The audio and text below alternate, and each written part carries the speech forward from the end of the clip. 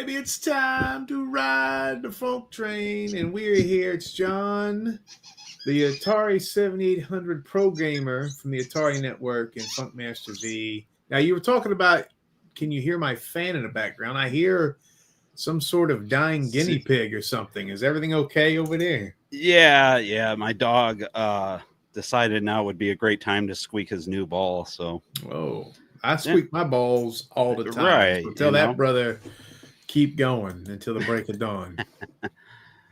So, how you been? It's been a while. Has it? I feel no, it hasn't. It's been about 2 weeks, maybe. I just came back from Silcon, which was in Gaze, Illinois. In Gaze, I've never been so close to Gaze in my life.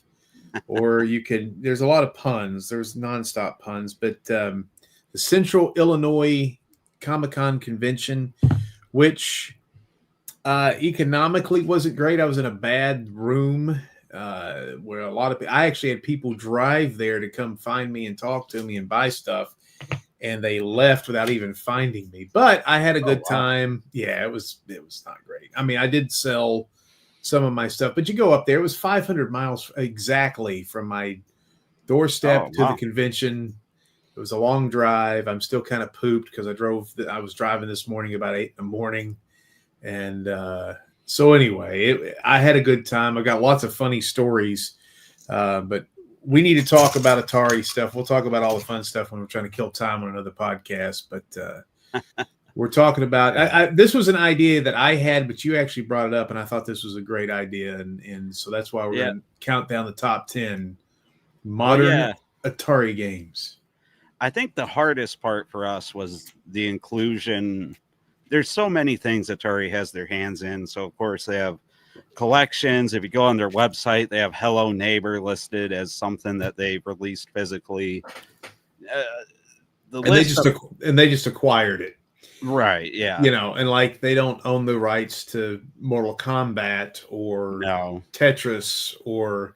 So there's things like that. So this is going to be a top 10 Wade Rosen. Is that what we're kind of saying? The Wade Rosen era releases of Atari. That's not Night Dive. It's not Infogram specifically. It's not, what's the other one? There was another one that's a kind of a big one they picked up. Oh, Digital Eclipse. It's not technically a Digital Eclipse release or not. So these aren't collections. So these are one game. So Atari 50 won't be on our. Oh, you've got it there. So no collections, no Bubsy. No, these are things that somebody has partnered with Atari from the ground up. And modern games too. We're not talking about like Tiger Heli or Bounty Bob Strikes Back for the 7800. We're talking about new games that are available and. Major. Oh, you've got all this stuff. You do it. Yeah, the only thing I didn't include was we're not including the retro stuff. It has to be something of like a modern tilt, which is kind of hard to explain. But we decided that.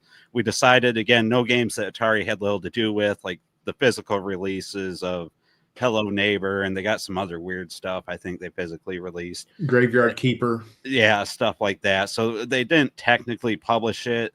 They only published like the boxed version that they sell X amount of. And then I think the last rule we decided was only games we played, because we know that Roller Coaster Tycoon has a ton of fans and it's probably a great game. I don't play computer games as much as people probably would assume. So, well, they've also released it on the Switch, and I actually own 2 physical. Yeah.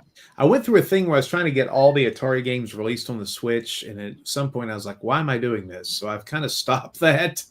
But I do have about 20, or I have about 11 games that are 2 Roller Coaster Tycoon games. But normally the user interface on a Switch from a computer game is terrible, so it's not even worth.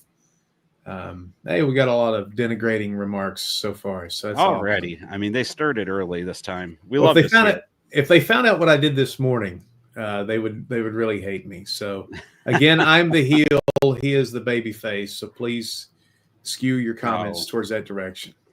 All right. Well, without further ado, Vinny, you want to jump into it? We have quite a few because this is my list and your list. It's maybe 20-ish games, I guess.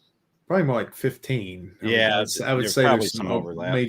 some overlap here. Yeah. So do you want to go first? You want to snake it where I'll do 10 and then you do 9, or you do 10 and 9 and then I'll do my 9 and 8 and do that kind of thing? Yeah, we can do it however you want. Okay. Why don't we we'll have you start. You want to pray first? Oh, okay. Yeah. We'll say grace. Yeah.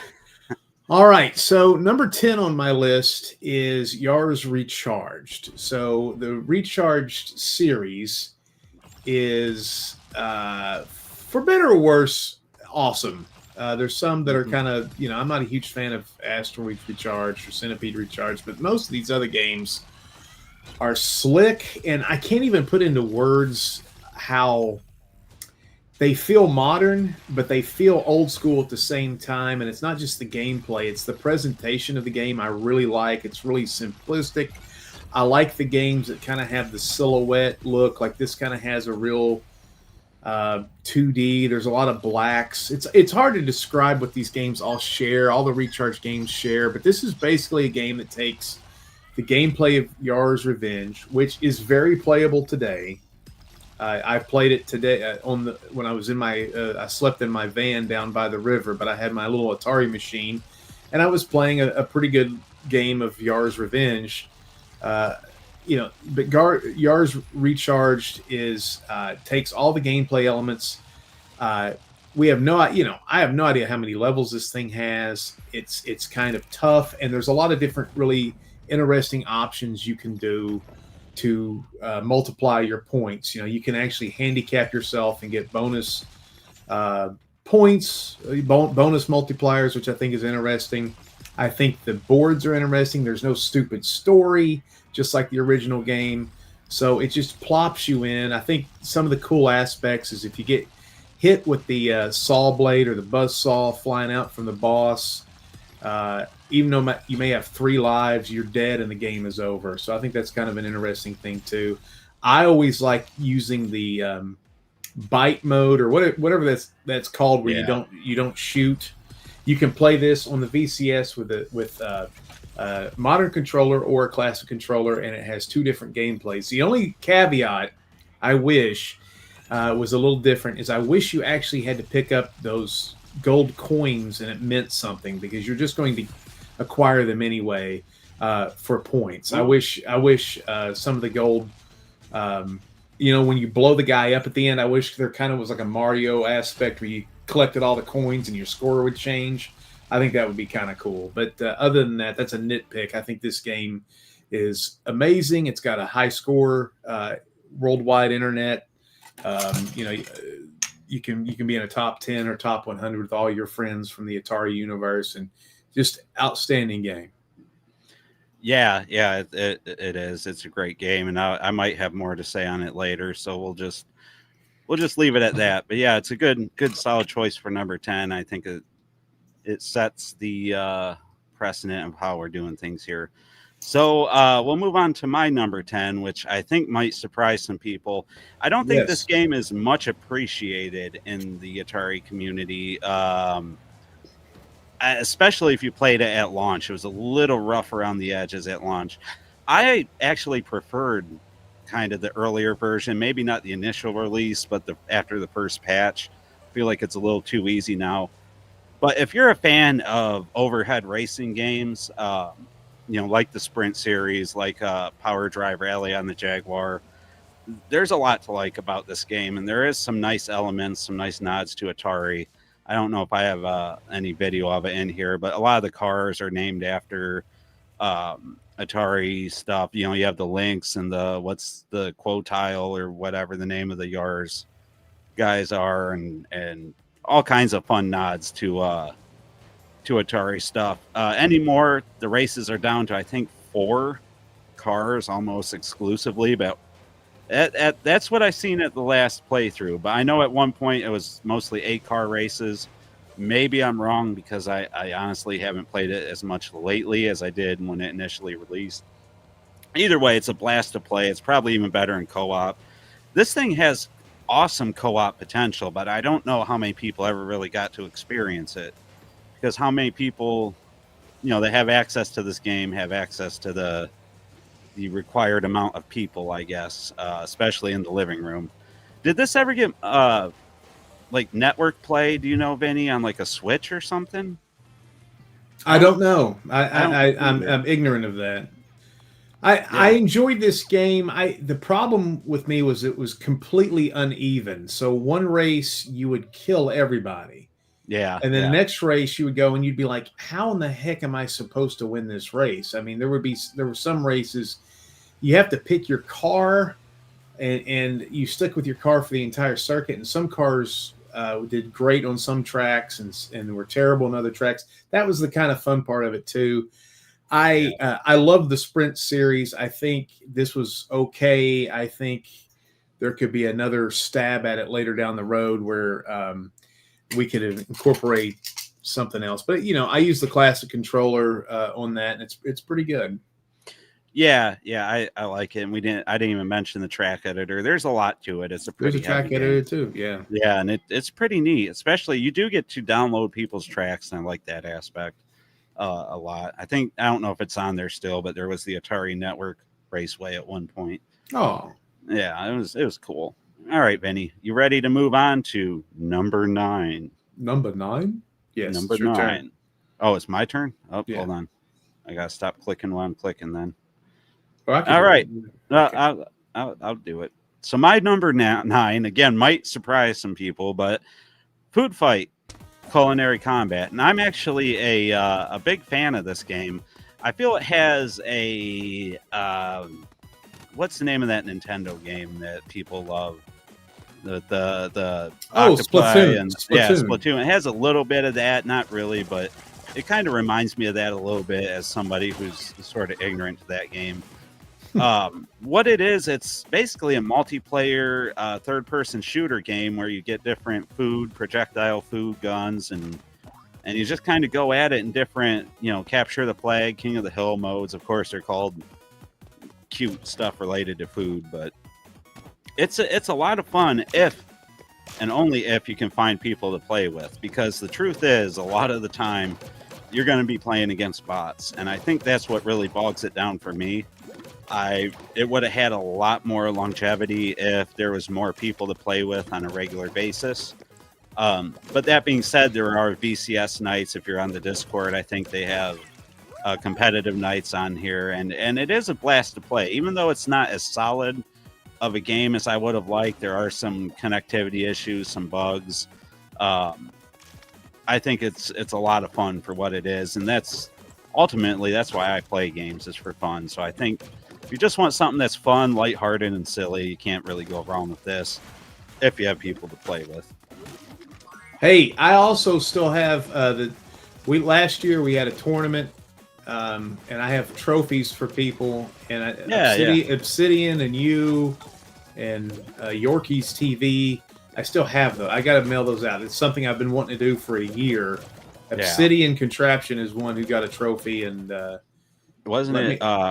We had a good time that night. I think that game has not aged well in the year and a half or 2 years it's been out, but it was a lot of fun. And I actually went on the other night to the Discord. I played 2 games. I won the first one. The second one, I was like, I couldn't hit anybody. It was awful. But we'll have to go back and see who won, because I still have all the. You have them made? Yeah, they're right here. I've never mailed them out. We got a super chat here, not to interrupt, but thank you so much. Always appreciated, never expected. Braylon with $1.99 for Vinny's medicine. Get well, friend. Yeah, Vinny. Beware, there may be charlatans ripping. I'm perfectly physically fine, but I am wearing a diaper. So brave. He's so brave. But yeah, so Food Fight Culinary Combat is my number 9. But you went in a little bit of a different direction, didn't you, Vinny? Yes, because I think those 2 games are not great. Yep. So number 9, Mr. Run and Jump. Now this is surprising because I don't like platformers. Yeah, I didn't think you cared for this. But you can't deny this was up for actually Platformer of the Year at many award shows when it came out. I think it came out in 2023. Yeah, I think. well, 22, 23, yeah. 23 or yeah, something Somebody like will correct us. that. But I think this is interesting. I mean, if you like tough platform games, this has a great style, a great look, a great level design. I've played it as much as I can. I do suck at these games, so I don't spend a lot of time doing it. But I do think this game is amazing. I also think it's kind of cool they came out with a Atari 2600 Hmm. version, and that one's double tough too. I would like to see anybody who's beaten these games to see what that would look like. But graphics, gameplay, again, it's very Atari. There's not a stupid Yeah. story. There's not people talking to people about things we don't care about. It's just get it, go. It looks cool. It's funky. It's fresh. It plays well. I mean, there's if you love platform games and you don't care about princesses and toads and Bowser's and things like that, this is something that I think anybody would like that's a platform fan. Yeah, it was high up, like you said, on some lists for top platformer of the year, which was a nice. It made me feel good seeing that. I have a Yeah, confession. Atari. Yeah, Atari being out there with the names like Nintendo and stuff like that's really Yeah, cool. they were up there with Nintendo for that award, which was kind of cool to see. I don't know how prestigious that particular award was, but it was still nice to It see. was there was a couple of them we lost, Oh but yeah, yeah. yeah, we lost all of them. I'm pretty sure. But yeah, I have a confession to make though. When looking back into my game footage, I own this game on the VCS. I have not played it once. I've only played the 2600 version.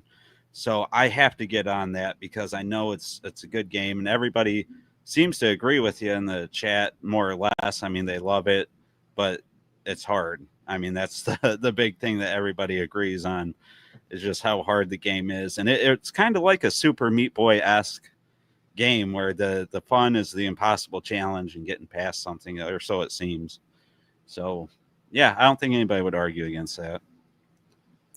All right, number 8 for me. Number 8 for well, actually, this is a special number. Yeah, we both agree. We both agree on number 8. Who'd have thought? And I'm Yeah, glad. I'm glad you wanted this one, Benny. I was afraid you wouldn't want this on the list at all, to be honest. I gave it a good review on my channel. I gave Yeah, it's like a 3.5. It's this game. I think to me the worst part of this game. I think the graphics looks like a cheap cell phone game, even though they went with cartoony and stuff. But so much cool. You know, if you like the Goonies, this kind of strokes that. You know, gang of kids trying to solve a mystery. It's not overly hard. There's simple puzzles. There's simple things to avoid. The thing about it that really is appealing is it's procedural, which means every game is different. You can go back and play yep, this a few different times. The ghosts are somewhat different to avoid, difficult to avoid. There's different things you do, like this is a chase a guy through. You know, somebody's running through the room, and you got to go chase them. Sometimes you got to blow up certain things, and you know it's not easy either. You know, it's an adventure. It's challenging. It's rewarding. There's all sorts of layers to this, and I don't feel like it's cheap. I feel like sometimes with Atari we're worried. Hey, are we? Some of yeah, these games are they going to be buggy? This thing doesn't feel buggy. My only qualms with it is I just don't like the graphical style. Like this thing here, you sneak up behind somebody, very much like Luigi's Mansion in a way. But to me, I think the gameplay is even a lot deeper than Luigi's Mansion. So I think this is a game that anybody who likes the Atari VCS, this is a no-brainer. oh yeah. I love haunted houses. The longer I spend with it, I think the more I actually like it, and I've gotten to the point where I don't mind the graphics as much. I agree. They're kind of like that low quality 3D thing, but I don't know. I find it kind of charming for what it is. I think they held the spirit of Haunted House, which is so hard to do with these modernizations because Well, when look you what you're have, doing. Well, look what you're doing right now. This is giving me anxiety, and this is just a gameplay video. There's like yeah, ghosts following your ass, and yeah, you're the chubby kid. so he's pretty slow, yeah, or Yeah. slower. at least until you beef them up with. And there's so much to do: collectibles, stats for each character, the house you got to fix up.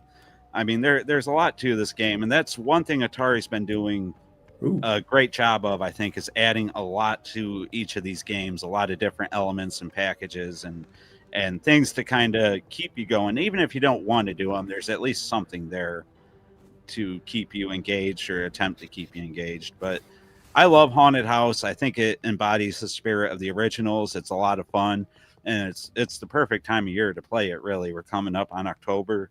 It's a good game. It's a good game. I might replay it this year for the Halloween season. Might be fun to stream or something. So it's been probably a year and a half since I beat it, and I feel like I feel like I could probably start this game over and not almost like it would be new. You know what I mean? Like I wouldn't even remember how to do anything, so it'd be almost like playing a new game over again. Yeah, it would be. And they're like Obsidian said, it's riddled with bugs. There are a lot of bugs. There's some bugs where I know I died outright when I shouldn't have. Like I got caught in a trap, and even though I escaped it, I was still getting damaged and stuff. So it was a buggy game. Hopefully it's been patched. It is, but it's a game like this. It's a procedural game. I mean, even if it's like Epic with Fortnite or anything with Nintendo, games that are procedural based, like No Man's Sky or any of these games that are procedural, they're loaded with game breaking bugs. These bugs were always minor. I always ran into. There were things like you would go by the guy that was supposed to reach out from the mirror and grab you, and sometimes he didn't quite grab you, and you're like, why am I? Yeah. So I mean, there were minor things, but nothing crazy. Yeah, you would get killed maybe, and then just start back up, and you'd be fine or whatever. So since that was a joint one, I think we'll still have you start number 7 here, Vinny. All right. Well, this brand new. I'm a little disappointed with this one. What? I did not grab any video for this. Oh, I'll do it with my hands. I'll just be like, ooh. So, Missile Command Delta is a game I thought I would hate, and it's weird. It's not an easy game. It's kind of like a card game, like Bait and Kados. It's kind of an adventure game. It's not very much like Missile Command, but it is. I love urban exploring. And so I have been in places that look like this before. I have a ghost hunting television show. So I have been in places like this. So, and I'm also shooting a movie about the Cold War, Oak Ridge, Tennessee, which made the bomb. So this kind of was hit at the right time for me. Again, story, not the greatest story in the world. Can you see that? Yeah, but it is kind of like a see if I can full screen it. Kind of goes in the Cold War vibe. You're kind of with a group of kids and you discover a bunker, and you got some chick here that looks like Velma, and there's some. You can choose how you talk to people, and it doesn't really change the gameplay very much. But you explore this bunker, which is kind of fun. But the main gameplay is a turn-based Missile Command defense game, and I like weird games. I've never played anything quite like this. I think some people will not love this, but the other thing about this game too is you don't know if what you're doing is like a procedural, like you're testing, or like you're participating in a test, or if you're actually defending the world from missiles coming in. So there's puzzles too, and some of these are kind of arbitrary or whatever. But I don't know. I think this is one of those games where the sum is greater than, or the parts are greater than the sum, or whatever that is, or the sum is greater than the parts. You know what I'm trying to say? Where I just think that this works in a weird way, even though the characters are kind of stereotyped, like, hey, jerky guy is hanging out with nerd girl. That doesn't make sense. But anyway, it's a cool game. And I think I'm very disappointed. This would have worked great on the VCS. I'm waiting for a physical release to really get my, for like the Nintendo Switch. I want to buy that too, but it's good enough. Good enough. It's a pretty good game. It's cheap and worth sinking your teeth into, but it's not like Missile Command at all. Yeah, I can't really comment on it at all. Because it's not on the VCS, and that's the avenue I went to play modern Atari games. Me too, Um, brother. so it's out of my reach. Of course, I have Steam because I have a computer, but I honestly, I if I have the option, I won't play it on Steam, which is a shame. I do want to experience it, so maybe I'll have to grab it at some point. But yeah, I'll take your word for it, and it looks great to me. I wish I could have played it. It reminded me of, it felt like Lunar Lander in a lot of ways. Hmm. Yeah, it looked like it. Um, Yeah, so moving. if you want, if somebody said I have the original 2600 Missile Command, Oh, here. totally different flavor. It's a totally different flavor. Yeah, it looks completely different. So, but it's good. It's the same kind of process, but it's more thinky than twitchy, if that makes sense. So, Yeah, and we did go over that, Jeremiah. no, Right. to answer that, these are Atari games, and no collections too. So, yep. So my number 7 is kind of a rehash of Vinny's number 10, but I placed it just a little bit higher. I absolutely love Yars Recharge. One of my favorite recharge games. Just a lot of fun to play. Everything you said plus some. I mean, as far as I've probably put more hours into Yars Recharge than any other recharge game. Just when I think I got the hang of it, they introduce a new element. They got the solid walls there that you can't shoot or chew through, so you got to kind of engage from a different angle. And there's just so many layers to the gameplay. And like you said, you can turn off. I love the bite mode, as you can see. But yeah, the what mode? Just bite. Just oh bite. yeah, the bite mode. Yeah. No bullets, just bites. I feel like that's a lot harder, and kind of makes it feel like Yars to me, because I never liked to shoot the shield in the old game either. I always like chewing on it and stuff. So yeah. Yeah, it kind of feels right. Even the like you said, the bonus modes where you can only bite and stuff just feels right for the game. So, and you get bonus points. And you get bonus points, absolutely. So that's my number 7. Have you gotten past the purple stages? Yeah. What color's next? Because I don't know if I did in this video. I have no idea off the top of my head. No, it gets challenging. Look at this one. Well, there's also missions too. I was just gonna say these are the missions. I believe is what I'm doing here. So it becomes more like assaulting a bunker thing. You get power ups. I mean, it's really neat. I like everything they did here. I can't even see the chat, and they're saying that co-op mode makes this better. Me and you have got. I've just now. Yeah. I don't know if you guys saw this. I bought 4 controllers from Atari because they had. Did you get them yet? Yeah, I got them. I didn't get mine yet. Well, you got to come down. We got to play some of these 2-player games for people to watch. I think that'd be a lot of fun because I've never played 2-player Berserk Recharged or Yars Recharged. I'd love to do that and see how some of these are. These would be a lot of fun. When I come down there, or come up, or whatever we do, we're definitely gonna stream and yeah, I can come up there too.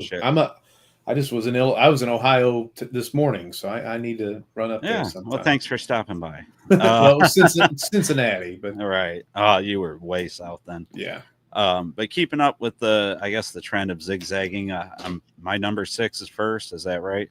I think so. Yeah. So my number 6 is a pretty recent release, and one that has yet to kind of stand the test of time a little bit. And not that any of these have, but this is very new. Adventure of Samsara. What's funny about this game is I initially had no interest. I didn't want to play it at all, really. I was almost nearly ready to skip it. But after I heard that it had adventure elements, I gave it a shot. And I love this game. I absolutely adore it. I've been having fun streaming it on the channel. But on top of that, you got the parry system that made it feel like in the beginning, it feels to me like a 2D Dark Souls, almost like a 2D Dark Souls light is how I would describe it. But now that I've moved on, it's definitely more Metroidvania than that. The parry kind of takes a backseat as you unlock more of the weapons, the Yeah. bow, the hammer. The bosses are massive. The pixel art is beautiful. I love these intros and stuff. There are glitches on the VCS. I had another chatter tell me that the Switch version is a mess. Hopefully, all that stuff gets fixed. They've been patching the heck out of it on the VCS at least. But this game has everything. I mean, it's everything that Yaris Rising should have been, that released about exactly a year before this one. It's just a fantastic Metroidvania. If you're in the market for it, do not pass it up. I know a lot of people don't seem to be interested in it, and I can understand why, but you're missing out on a real gem if you do. I haven't made it to that boss yet. So It's tough. It's a tough boss. Well, they're all pretty tough. I would just say, I got a review of this on my channel, Big and Funky Productions, and it got a good review, and it's an odd game, and there are things about it that I really like, things about it I don't like. So, but it's an adventure. I'll tell you that much. And I've heard people say that the adventure elements are kind of like an afterthought or layered on. Not many people, but I have heard a few say that. But I feel like the dragons and the bats and stuff feel perfect for this game. I don't know how much the adventure relation really adds to it. I think it would have been fine without it, but it's nice to have that little nod, and I think people expect that from Atari. So it's a great game. I love it. I like the Lux control, and I wish that was used for more things, if that made sense. Like use the right stick to kind of control this ball of light, which can set things on fire or charge batteries. It's pretty interesting. I think I didn't say that in my review, but I always thought that was really cool. One thing I've written the script in my review. I just haven't released it yet or recorded it, but yeah, there's a lot going on. And the thing with these Atari games, it seems like they throw a lot at the game. Like there's a magic system, you got the kind of upgrading your equipment, you got the Lux, you got all kinds of stuff, new moves and things, and you end up favoring some things over others, either because of the game. Yeah, that guy glitched through the wall, by the way. I don't know if other people experience that. There's one enemy in particular I have not fought because he glitches through the wall every time I encounter him. But yeah, I feel like some things fall to the wayside. There's an update today, so is there? Maybe they fixed it because I want to fight. They've had like 3 updates on this thing already. Oh yeah, right here. Watch this guy. He'll back up into the wall and fall through. And I've met him in like 3 different rooms, and he always just runs away off the screen. Good. Screw that guy. He looks hard. I wanted to fight him. Forget that. Cheat to win.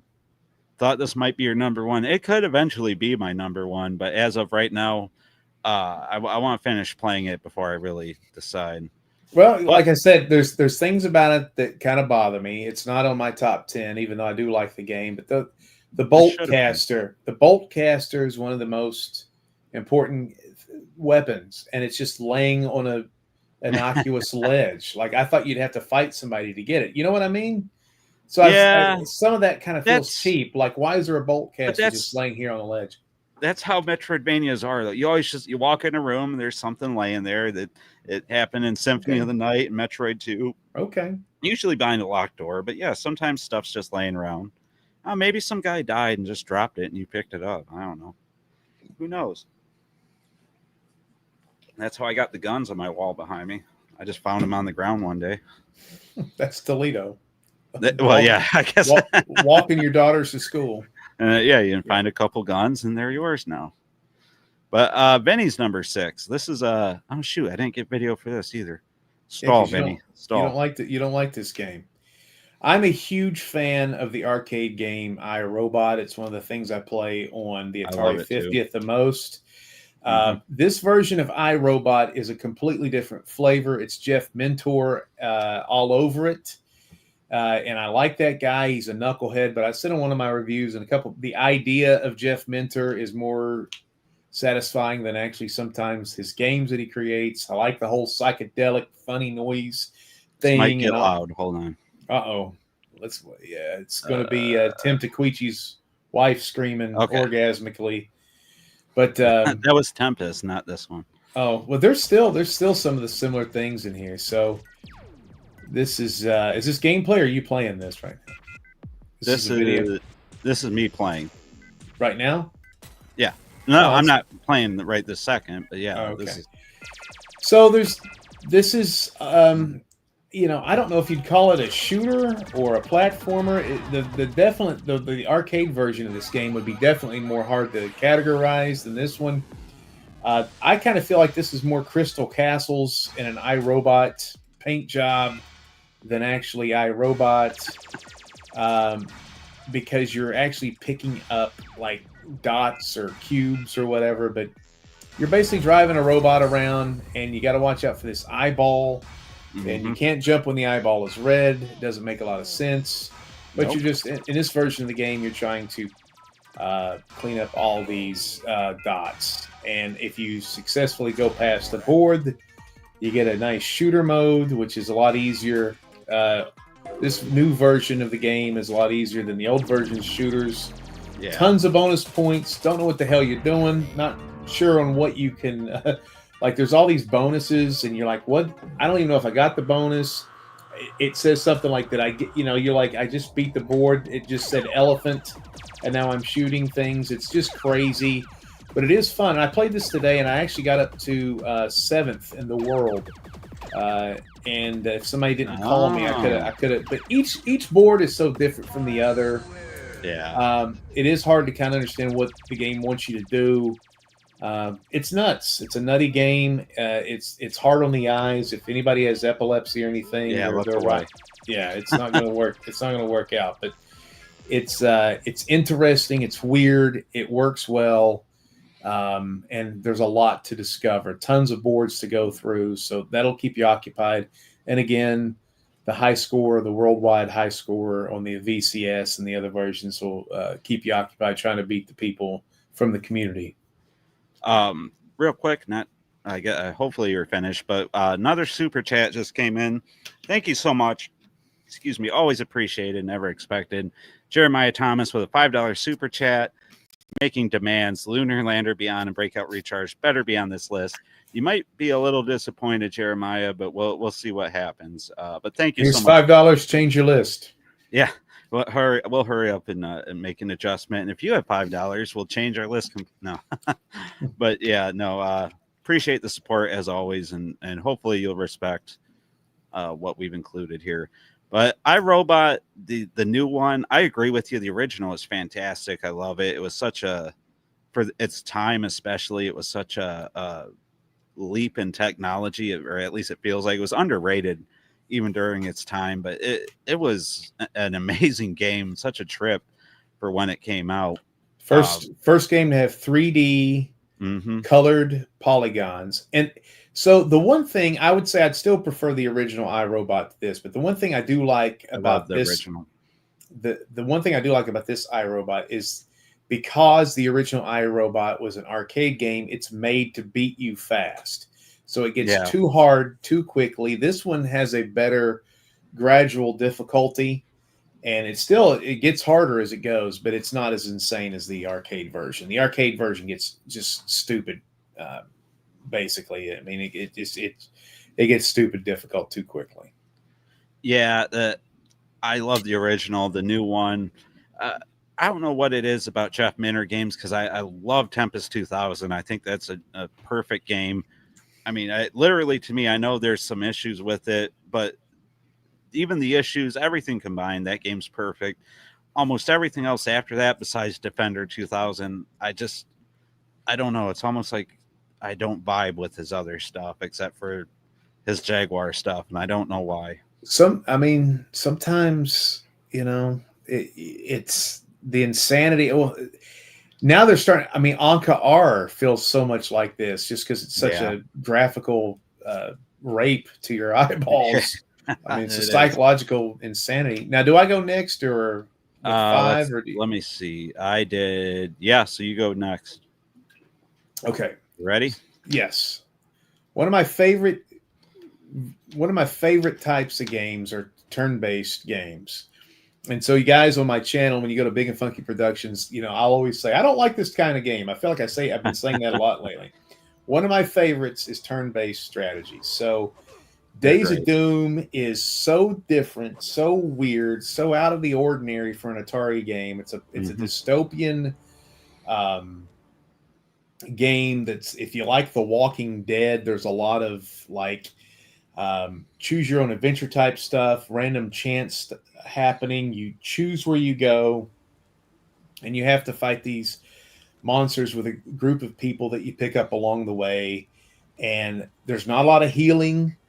You got to, people will die, they're gone forever. And the game is made for you to lose. You will lose and lose and lose. And as you lose, you gain, I guess, money or experience, and you can buy things that helps upgrade your team. And then you can get better types of fighters, expand the fighters and all this stuff. But it's not an easy game at all. I have beaten it. It's cartoony. It's not the best turn, it's not Fire Emblem or anything like that. No. But for an Atari game for $20, Halloween's coming up, another zombie Halloween type game. Yeah. It's well made. It's not glitchy. It's very challenging, and horsing around with it is so much fun. It's unreal. So this is available on the Switch, everything else, Steam, Xbox, but you can also play this on the VCS, and it's awesome. Yeah, I agree. Days of Doom is great. It's a game I waited entirely too long to get familiar with. I remember you reviewing it, and I know I specifically remember that review of yours. I listened to it and did not watch it. I don't know why, so I had no idea what the game looked like, even though I heard you ramble on about it for 11 minutes or whatever it was. So I am an enemy of brevity. No, but I wish I had experienced it sooner. I really enjoy this game, and I might have some more to say about it here very shortly. But I agree with everything you've said, and it looks like a lot of our audience does as well. Yeah, Obsidian right here. Days of Doom is. I like a game where you can drink a soda. I can put down a controller. There's no rush. You're not sweating balls. You're sitting there thinking. Also, the enemy classes are really cool. Your own classes are really cool, and they have fun attacks. I love this guy who's the bruiser with the baseball bat. He's the easiest to understand, and there's all these upgrades too. But there are unofficial tanks, unofficial healers, unofficial magic users. Yeah. So I mean, but they don't even come out and say that. You kind of have to figure it out on your own, and you can also make hybrid characters, kind of, and morph them around a little bit to do different types of things. And it's a lot of fun. It's also, this is another procedural game. You'll never play the same version of this twice. So there's different things going on each time you play. Definitely an awesome game. So that was your number 5. My number 5 is probably as different from yours as could possibly be. What's 6 on yours, by the way? Adventure of Samsara. Okay, I'm sorry. Go on. Yep. Number 5, I have for those keeping score at home. Right. Yeah. Make sure you have your official Atari Networks scorecards ready and going. I have Atari Mania, and this is a game I played, I think, right after I got the VCS. Is one of the first ones. I think it was Atari 50 and then this. And I absolutely love this game. Now, a little bit of background. I used to have a GameCube, and I had what's that game? WarioWare Inc. Incorporated or whatever.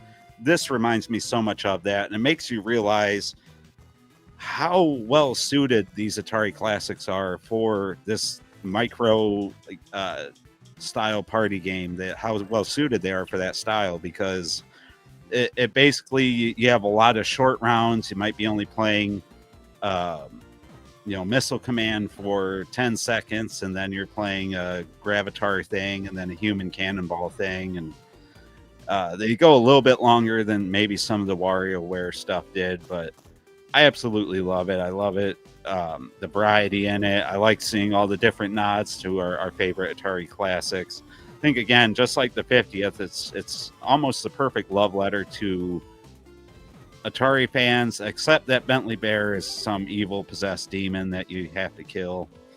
Um, I always feel bad when we have to go against our good friend Kind of Benny made Bentley Bear. it was so weird they made Bentley Bear an asshole in this game. I was like, Yeah, well, he was he's our possessed. Mario.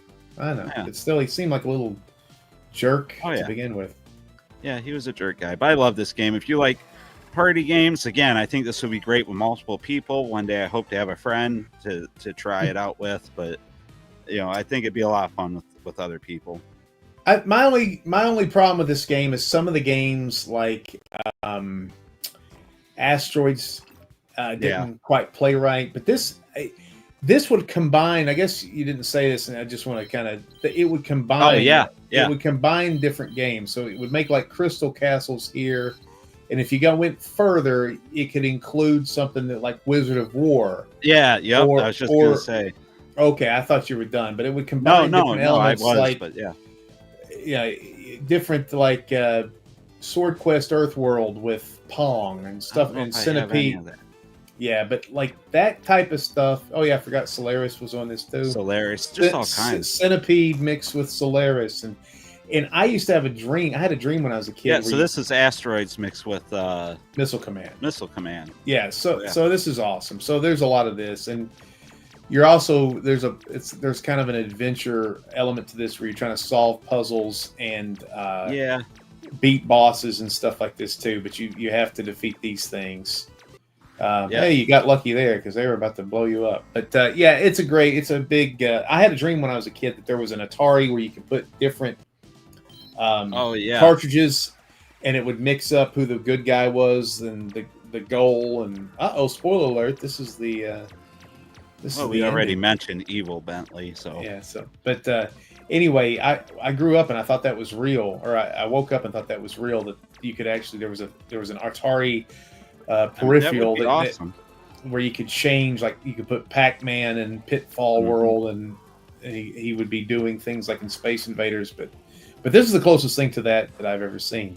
Oh Well, yeah. you're doing good on this because that one Well, with the arms jacked me up bad. well, I think that, and then they reverse your control. It just gets ridiculous. But yeah, I Yeah. think that was after. I think that was like my second time beating it or something. But yeah, Atari Mania is great. I love, like you said, the combinations of stuff. It's just such a homage, love letter. If there's an Atari game you love and you think it's too obscure to be included, you might be surprised because There's Dark Chambers with haunted house. Yep, yep. I was gonna say there's a lot of cool combinations there. And, Yeah. Cool stuff.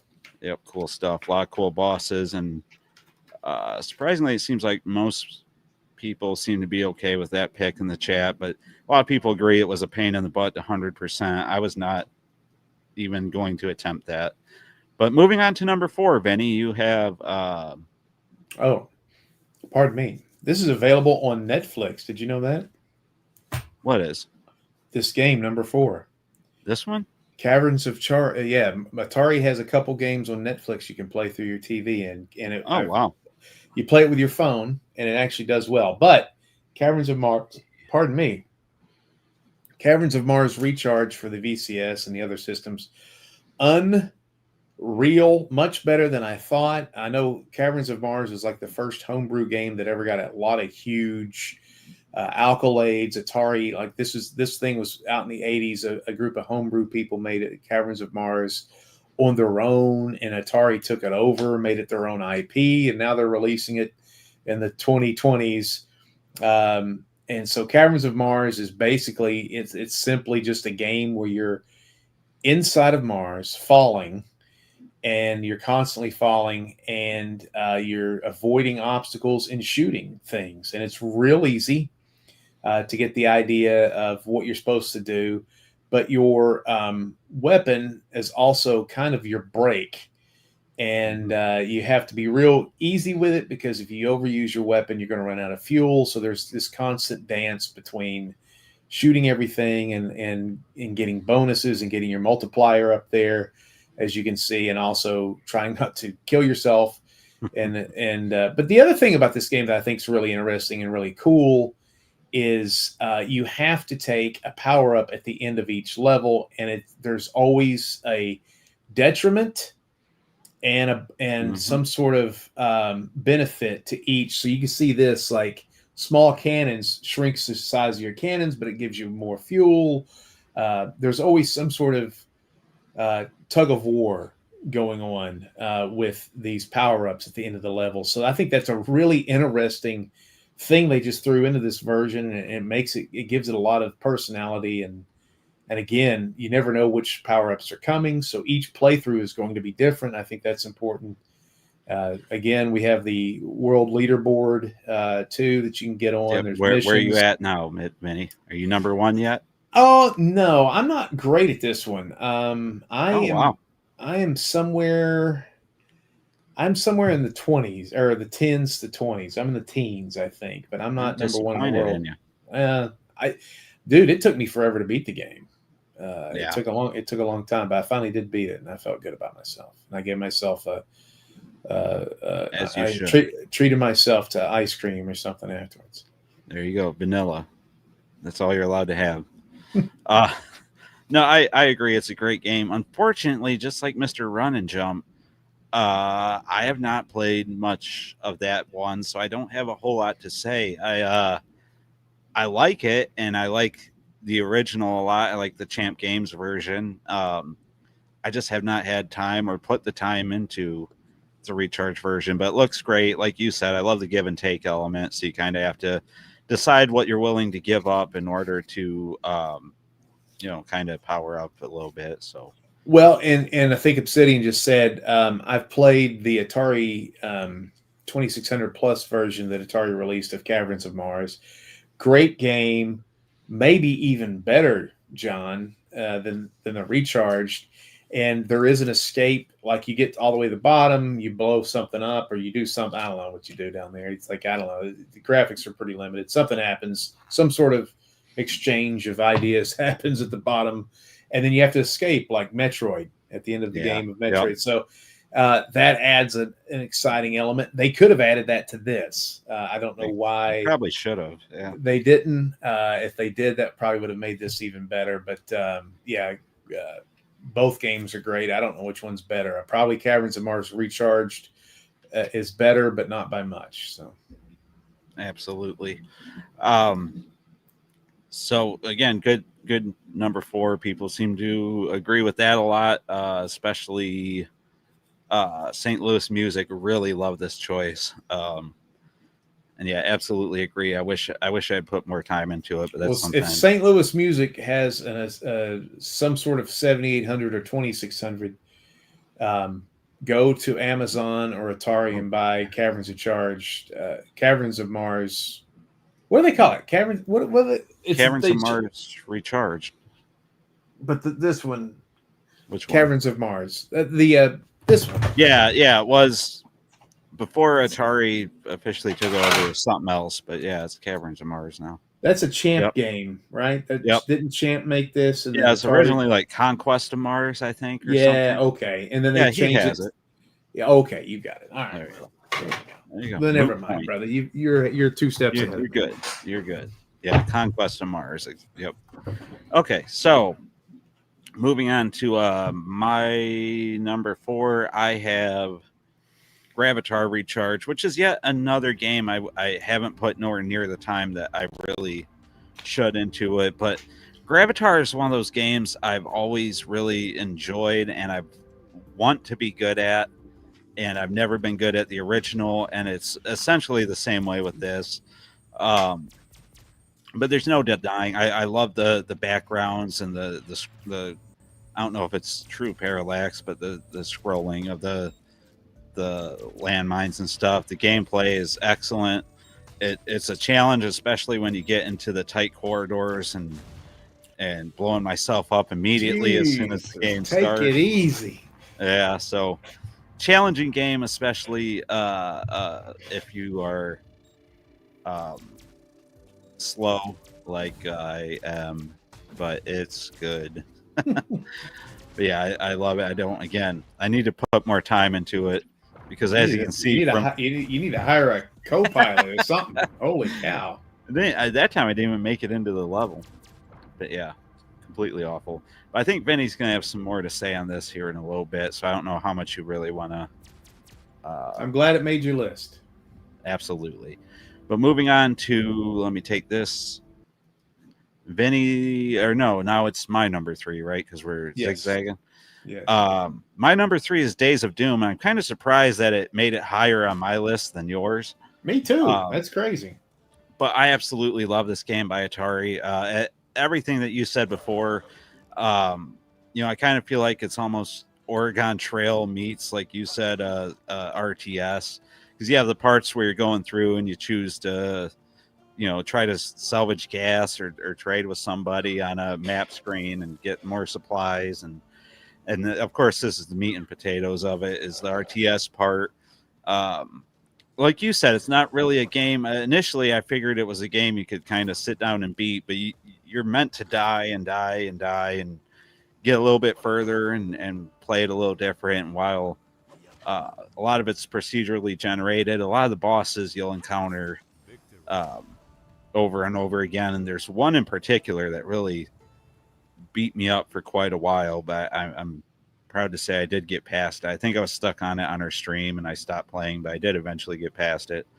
But Days of Doom is awesome. If you like RTS games, you like strategy games, like I said, it's got a small element here where you're meeting up with people and deciding what to do with them, whether you want to trade with them to get to the end and kind of fight the boss and get to the next area. There's a magic, like this reminds me, there's a magic element here. This is like a bunch of runes. Yeah. And you have to figure out what kind of rune you want to pick from the rune tree and stuff. And that helps. That can help. The only thing, like, if we wanted to nitpick this, since you play the game and you die, everybody in the party dies, and you go back. Yep. I wish they could have made the people look different, like red hair, wrestling masks, different types. That way it looked like different human beings were dying. Because you go back and use the same character models with different names and stuff. And it would be cool if they, like this guy would have like a spiked helmet and a black jacket or whatever. And that way you'd be like, oh, he's still the same type of fighter, but he's just, that would be the only thing that I would change. And then that's great. Especially when you're fighting other parties like this, you get ambushed. And if you're fighting a bunch of luchadors or something, that'd be pretty cool. It's a hard game. That's one thing.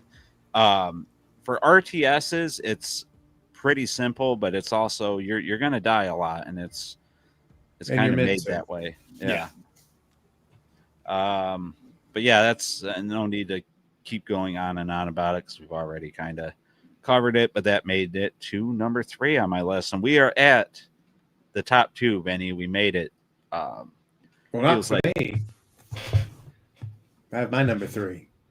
Don't you? Oh, yeah. We have Vinny's number 3. Never mind. Vinny, number 3. This game blew me away. I can't believe I liked it. I thought this was going. I hate anime. It's one of the least, besides my white skin, it's my least black thing about me is that I don't like anime. But this Lunar Lander Beyond was, I mean, Lunar Lander is a game that who cares about it now unless you're 60 years old and played it. Lunar Lander basically was the beginning of Gravatar. That's basically the building blocks to what Gravatar became. Fine game. Looks, the arcade cabinet looks cool. But this is a game that's available on the VCS and a bunch of other platforms like the Switch and PlayStation and all that stuff.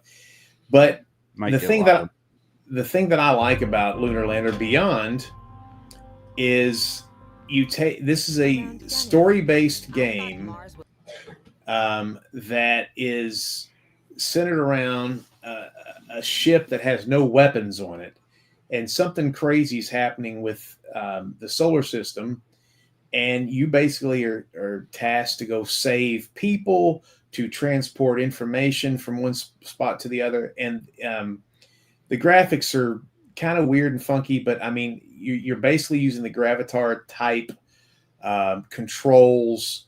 Like right here, we're kind of in a downtown city part of one of the worlds, and you got to like merge with traffic and not kill anybody as the weather's picking up, and there's a lot of stuff happening that's like this. A black hole anomaly right here is something that's not normal. So there's all sorts of really unique upgrades. You have different types of pilots. You have different types of ships.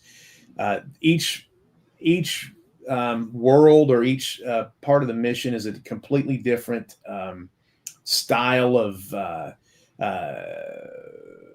mission or gameplay.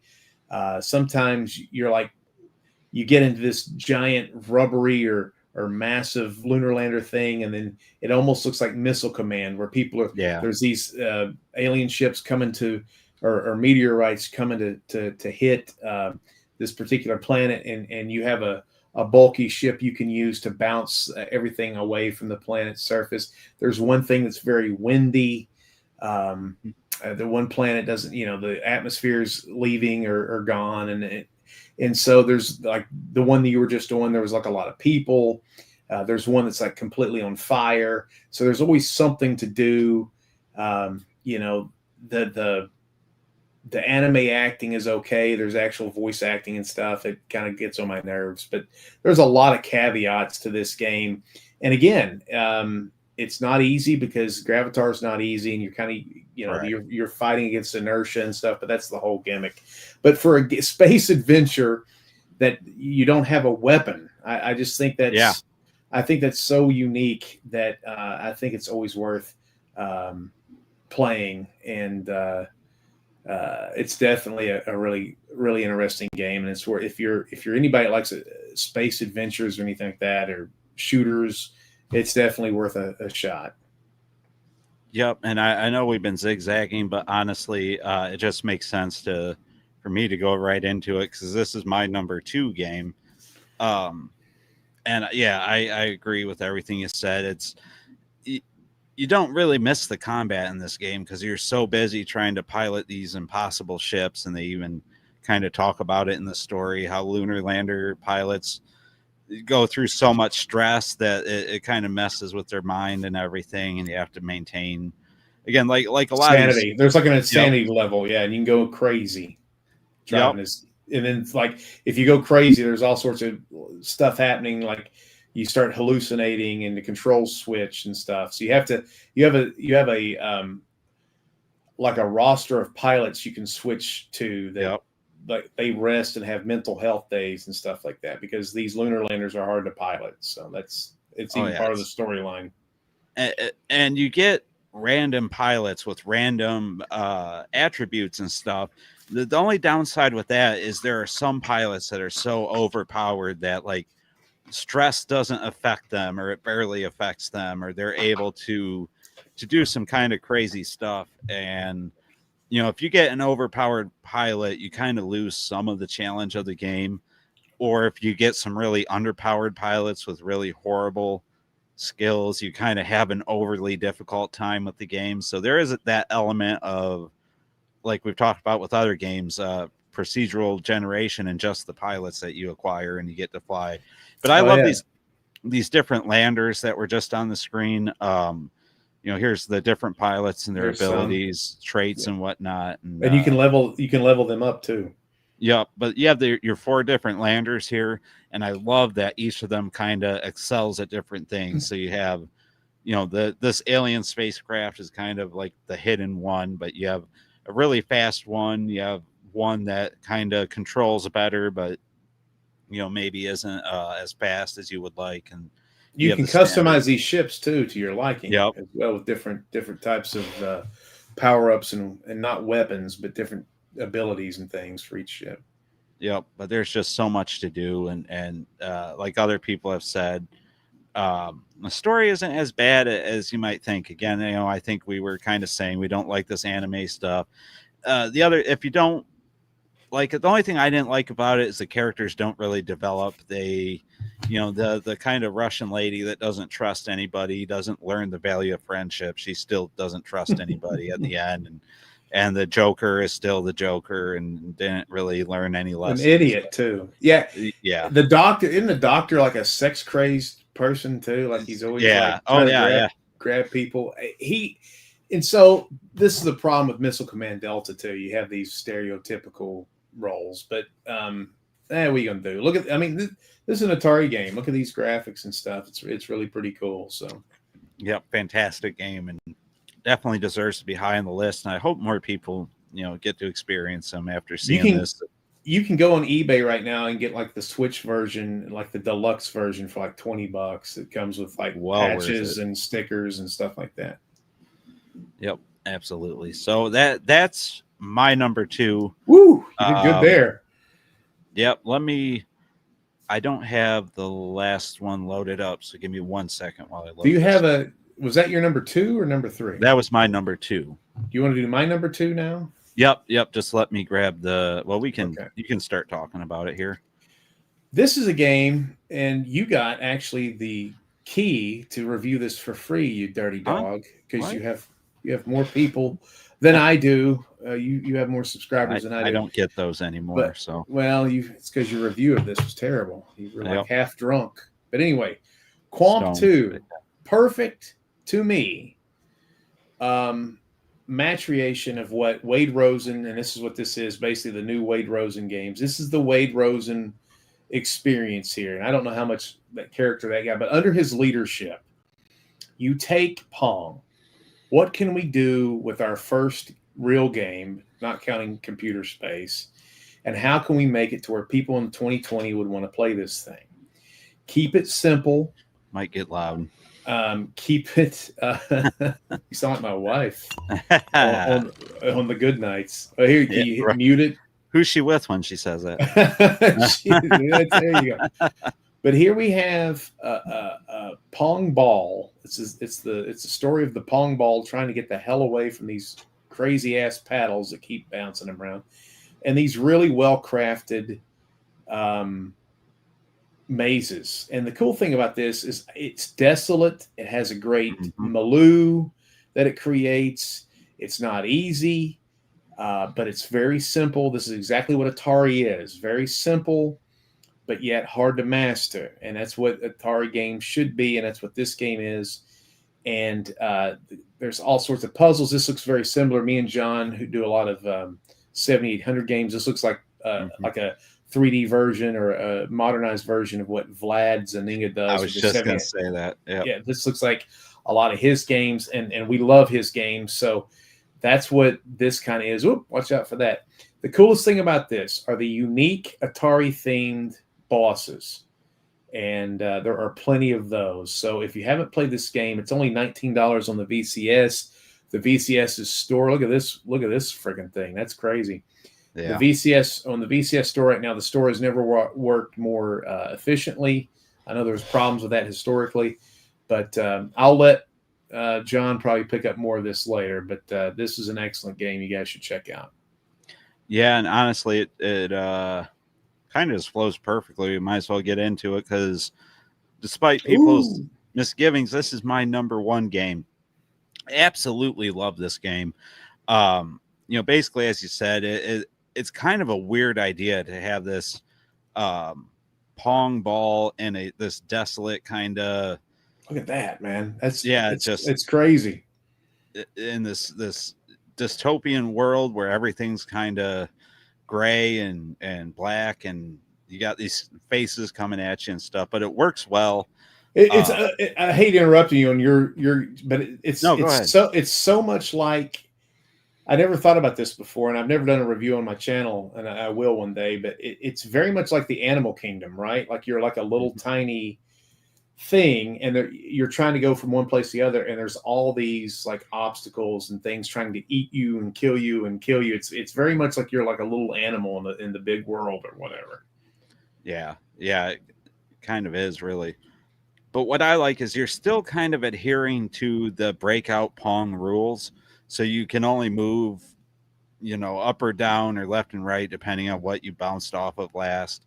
Of course, they add different elements to it. You have these guys, you wake them up and they chase you, and you have force fields and puzzles. And like you said, there's bosses based on warlords and whatever else there was. Breakout, maybe, I think there was.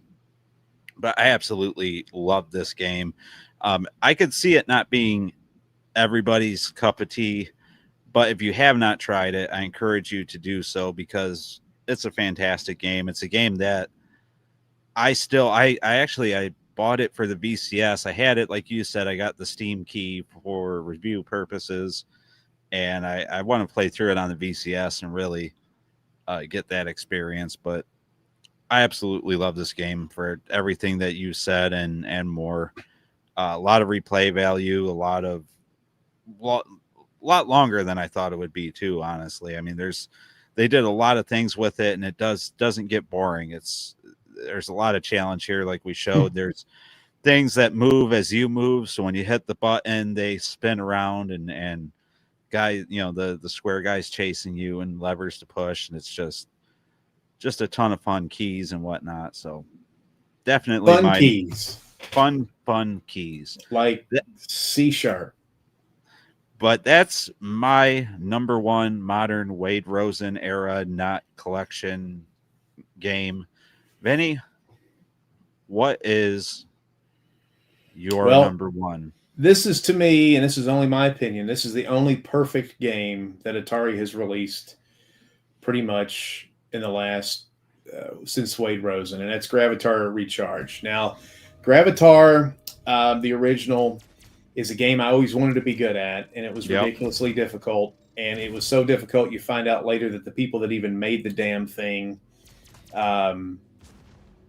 they couldn't even beat the game themselves. They had to use cheat codes to actually test the game because it was so difficult. Now, Gravitar, when it was released, Atari thought it was going to be a big thing. It was the engine for Lunar Lander, and they kind of ramped it up. Back then, at that point, the vector graphics thing was getting kind of old, and people were going towards better graphics. And also, Gravitar is an ugly, kind of stupid-looking game, even though it's a great game, and it's very difficult. It's too difficult. So this is much easier. Why is this game so good? I love the silhouette art style. This looks like paper cutouts, and I love the backgrounds. The music is outstanding. It reminds me of, like, I had a Trivia Pursuit game for the Wii that I used to play with my wife, and it had this really kind of ambient, really satisfying, kind of industrial, kind of almost like a soundscape kind of vibe. It's almost like a new age kind of chill out vibe. You can sit there and drink a cup of coffee and play this game. You're not sweating. There's all sorts of different worlds to go to. Each world has different missions on it. Like this one here is we're trying to turn on satellites. Some missions we need to blow up all the enemy spacecraft. Some you have to go to a reactor and blow up the reactor and escape the planet. Some you have to go to a space station and steal plans. It's a recharge game, even though this is set up more like an adventure game than actually a Twitch kind of arcade game, which most of the recharge games are. There's missions. There's high score tables that are online, which is pretty ubiquitous with the recharge series. But you beat this game. There's six different different universes or solar systems to go to. Each one gets more and more difficult. There's all sorts of enemies. You gotta fuel your ship. There's just a lot to do, and I don't know, the vibe. This is the perfect Atari game. It's simple to play. If you have the Atari classic controller with the VCS where you spin it instead of using the modern controller, it's even better. It's another reason to have the VCS. Is this game has excellent use of the classic controller. Again, this is the only game for the VCS or the modern Atari that I've ever given a 5.0, and this one definitely deserves it. I think this is a perfect game. Watch out! Only one that you gave a 5.0 to, really? Of all the modern ones, yeah. Of all, I mean, classic Atari games, yes, but this is the only modern. This is a perfect game. Wow. Music, graphics, gameplay, challenge, fun factor. I mean, there was a period where I would start my morning playing this game for about 30 minutes every day before I kind of started doing everything. My wife would go somewhere, and I'd get a cup of coffee. I'd play this game. Yeah, this game was awesome. And I think the last time I looked, I am in the top 10 on the VCS on this game. And frustrated, if somebody beat this thing or something. I can't get past the third or fourth solar system. And I know there's two more types of worlds that you don't see until you get to the last solar system too. Oh, wow. Yeah. I don't think I ever left the first. It's a challenge to get past the first. Yeah, you forgot to get gas. Is that what happened? Oh Yeah. yeah, I was low on gas. Yeah, yeah, Hmm. it's such a fantastic game, and I really enjoy it too. I wish I had more time to put into it. Um, but yeah, it's That being said, these games are not world beaters. This isn't God of no. War. This isn't Legend of Zelda: Breath of the Wild. This isn't Super Mario Odyssey. This isn't Donkey Kong Bonanza. But these games, as Wade Rosen said, these are singles instead of home runs, and that's how he's going to get Atari back to where it should be. And I think, John, if we, how long have we been doing this podcast? Since 2022 or 2023? yeah. How long have you had your God, YouTube channel? well, we did it before I did my YouTube channel. We Okay, did a couple of them so we've before been doing that. it for about 2 or 3 years, right? Yeah, Okay, but 3. Yeah, I think we're going on 3. okay, so the how would you grade Atari since the Atari 50th was released, which was kind of like the Atari 50th being released by Digital Eclipse was kind of like the rebirth of Yeah, Atari in my yeah. mind. So since the 50th, how would you rate it so far? Um, How's he doing? I think he for the stuff that he wants to do as far as Wade, he is being Wade Rose, and I think he's doing a fine job. It depends going solely based off the games, and pleasing the current fans. I think they're doing remarkably well, drawing in new fans. I see new people coming in. It seems like the Plus line has been a success. I see a lot of people coming to the channel saying, "Oh, I just got the Plus console. I just got a Game Station Pro." Even when that came out, even though that wasn't Atari essentially, but my arcade, but still something he had to have signed his name to make happen. Um, New people have come in. I guess it's probably not to the level that they would like to see, I would imagine. But I think he's doing more than what had been done previously. So I think he's heading in the right direction. I think these games are excellent. I don't think they've had a true home run, knock it out of the park moment. Atari 50 was about as close as they got, I think. Yeah. And I think that's kind of what everybody is, at least the Atari fans are kind of waiting for. And we get excited for every new thing that comes out, but you kind of know, like Fatal Run, that's not going to be the home run, but we like it. We But like it. yeah, So yeah, exactly. I think he's doing great because I think before he took over, Atari was talking about hotels and Coin. cryptocurrency Yeah, and just a bunch of shit. And yeah, this, he righted the ship. That's for sure. we wanted games, Yep. and the games have come, maybe not in the frequency that we desire, but I feel like they listen to their fans. I feel like my Yeah. review of the VCS that I had a couple years ago, where at the end I pleaded, I said, start releasing 2,600 and 7,800 games on this thing. That was never talked about at all until I said that on my channel, and then that was one of mine. That was one of my videos that had a lot of views. It was almost like one of yours. I had about 6,000 views on it. And I think they were like, hey, this dumbass Funkmaster guy, I think, is right. And they started releasing 7,800 games on the VCS. So I think they listened to us.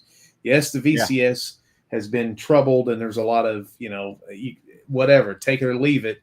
Right. But that wasn't really Wade Rosen's. He's corrected. They supported it still. And they're coming out they're acquiring new properties like Yep. Berserk and Frenzy and Intellivision and the M Network library. The Game Station Pro, the more I think about it, we did a video on it a couple weeks ago. I'm more excited about it now than I was when we did our video. Because I keep thinking, wow, you could really put just about any game ROM on this thing, and it's in your hip pod. You can have every 7,800 game on the go with you. I mean, that's awesome to me.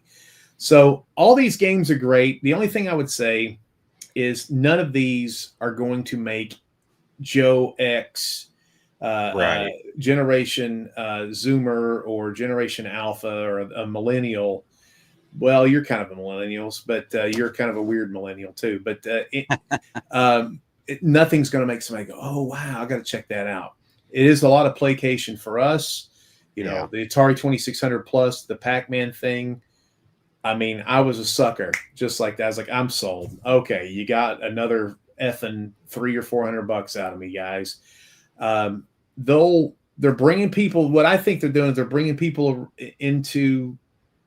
the into our realm, and then they can extrapolate from there, and they can start getting those people like. Because can you imagine, John, being, let's say that you just were out, and then you're like, oh, I remember the Atari, and then you come in and you're like, oh my god, Yep. there's homebrews for the 2600, there's homebrews for the 7800, there's the VCS, there's all this stuff, and at some point they may come out with a system, and this is what I would see, that plays every Atari game, every Atari platform on one console.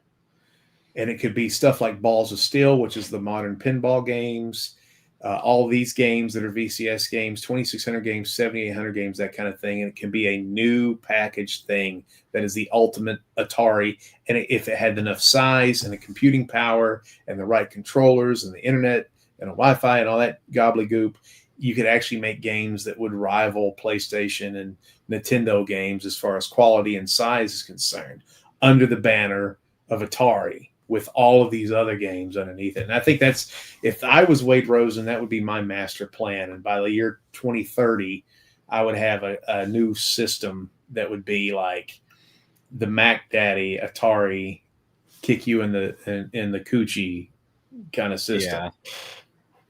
Yeah. That would definitely be a route to go. That's something that current fans definitely want. And like you said, these people coming in are new fans, that the new people in the community, which absolutely love having new blood in the community, because it always brings up new fun topics to talk about with people, and you get to see new people experiencing this stuff, like probably like you saw me experiencing it when I first started getting into homebrew at Atari Age and stuff. And it's kind of neat to see other people go down the rabbit hole and see how far they go, and if they end up at the bottom with Franco Dragon, and well, it's kind of Yeah, not the bottom per se, but you know what I mean, in the depths of it. Yeah, some but inside stuff. But like, right, I think they're finally leaning into their IPs, like Bentley Bear being a character, yeah, and Pistol yep. Pete being a character, and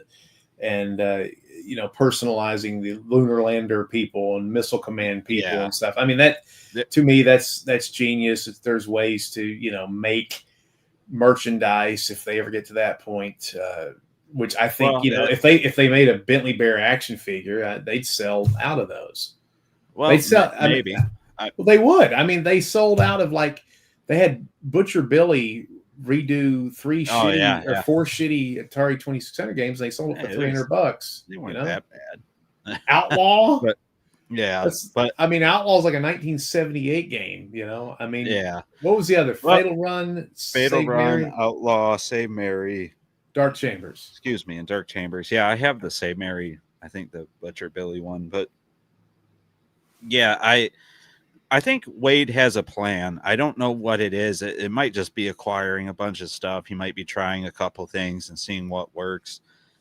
Obviously, the ultimate goal is to make the company as viable as possible and to make it a success, and to bring Atari back to the forefront. I think he has the passion and the will, and I think he has a vision that he could achieve that. I'm not sure exactly how. I don't know if it would be with a console per se.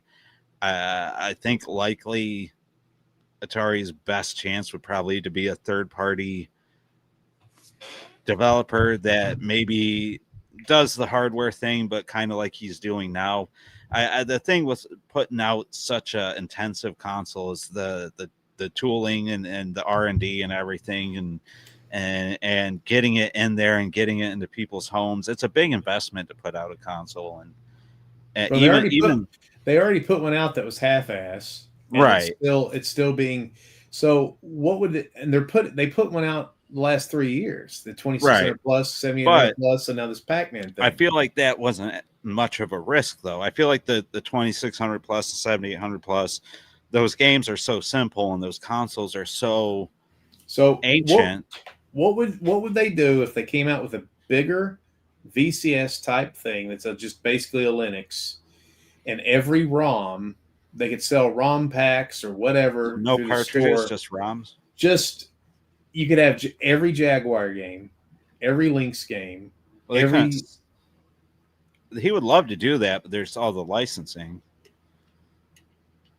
Well, I You mean, can't have every. you could get around that with the ROM stuff too, but you could actually sell the games that you could sell.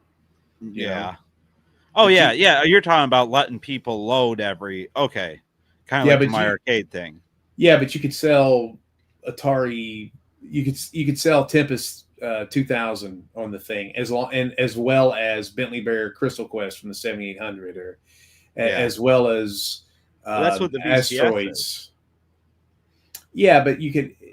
I think they need to do a less buggier one that Right. has a Jaguar OS on it, the 5200. You know, get the Or emulator. get all the kinks worked out and actually sell games through the store and new games through the store, and then also Atari brand new big games, if that makes sense. So, Well, yeah, and a lot of people are kind of voicing in the chat again, and I think this is the issue you run into. Like Wallace Lang, I like to have actual physical media, like Atari is doing. So you got me those too. people. You got Crypto thinks Atari is done with consoles, and I think outside Maybe of the so. plus line, I kind of think that's the way they're going. ECDHE makes a good point. At the end of the day, Atari needs good games, which means developing an in-house team, which knows how to come up with games and killer gameplay. I think they've done well leveraging their relationships and producing what they can. But yeah, maybe having an in-house team would Well, help. also, he's right about that, but also that would be you could have an A team. Like I know Nintendo has A teams and B teams and stuff like that. Yeah. And so the A teams are always like dedicated to like Mario games and Zelda games, and then there's like a B team that kind of does like like Wii first Sports. Yeah. So you could do that, but I think they've done a good job. There's so many independent video game makers now. You could just come down there with your cigar and go, "Hey, honey, how about you make a game for us?" And we'll slap Atari on it, and you just have an independent, which is what they're kind of doing with like Missile Command Delta and some of these things. Yeah. Well, I think they just need a really solid hit game that kind of. I think the biggest issue for Atari is pleasing the current fans and not upsetting your current fan base, because I think he's expanded it a lot more than, like you said, the previous Atari, who was giving us a hotel and a crypto coin and a line of bikini underwear and all kinds of stuff that we didn't want. But somehow you got to get new fans into without upsetting the old. And I think that's the hardest line for Atari to walk right now. I think they're trying their best to do it. They put out the plus line for us, the diehard entrenched Atarians who want to collect things, but at the same time, a lot of us are getting older and we're not going to be around forever. So they're trying new things. They got to do that. Yep. So I think he's walking that line, and I think he's doing the right thing. I think eventually something is going to stick and Atari will find its niche, whether it is updating classics or, taking games like Adventure of Samsara and putting their stamp on it and bringing excellent games that might not have gotten a chance otherwise to the forefront. Well, and that's a great idea too. I think he's doing great, or whoever. Yeah. Oh yeah. The green, because Samsara or Tower of Samsara was a game that had a Kickstarter that was dead in the water, and so it was just this thing. And they came by and were like, "Hey, tell you what, I got an idea for you." And they said, "Let's slap Rendell the Red in it, a gold key, put some bats in it, name it Adventure of Samsara, and let's pretend it's somehow related to Adventure." It's a good game. It's fun. It's something the VCS desperately needed. And here we are. And now they're releasing a physical copy for the PS5. For some reason they're not doing a Switch. You know, I and I go think ahead. the Game Station Go is probably the closest thing. If it's done well and it's as good as everybody wants, the excitement over that thing is crazy. If you go on Facebook, that's all anybody is talking about is the Game Station Go. And I Yeah. think for a lot of the reasons you've already said, Vinny, you put, you can HDMI out it to your TV. You can put every 7800 game on it, every 5200, 2600. You can load up, let's be honest, SNES and probably NES games on it, and off you go. But it also it seems to be quality, and I think that's a thing that was missing with Atari for a while too. Even before they kind of lost their way, a lot of the games they were putting out was kind of not great, So they went from going out of business and jumping around to putting out kind of wannabe AAA stuff to kind of just whatever, and I don't know where I was going with that, but I should throw you a line, but I like seeing you drown. Benny, Well, I think this is my last thought on this. So this was our top 10. He's been out here for 3 or 4 years. Our top 10. These are the top 10 that aren't collections, and they're not, a bunch of caveats. Night drive stereos and digital clips or whatever. These are so these are the things that they've released. We gave a top 10 for it. And again, I think we both say each of our lists are a little different. Probably about 15 games or 16 games represented. Yeah, maybe less. But all of these are good games in 3 years coming from one. And there's more publisher. Not to cut you off, but real fast, people said Asteroids Recharged and they were throwing other stuff out. So, but still, there's stuff for everybody's debate. taste. Yeah. And Yars Rising is definitely Yep. an effort. It didn't make our top 10, and it definitely was a decent effort. And what else? There's another one that was kind of a big deal that I didn't put on my list. But Breakout Recharge, somebody said, and I like that game too. But yeah, man. I mean, it's and then Breakout Beyond was released, and some people like that, and some people didn't. But yeah, there's tons of stuff.